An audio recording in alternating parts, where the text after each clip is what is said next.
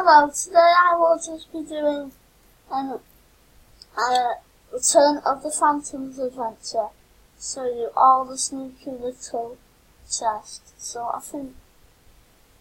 So if you go down here and look at the trees, you can just walk through the trees and then go there, then you get 50 gems.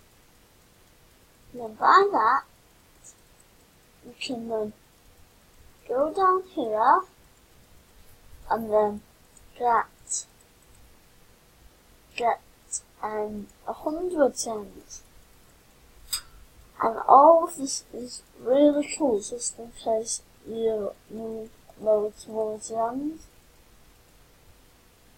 So, if you go, if that's all this money, if you cross here, and then there's a chest there that gives you 50 gems, and if you go through here, then there's a chest that gives you 200 gems, and yeah, that's basically most of the sneaky chests.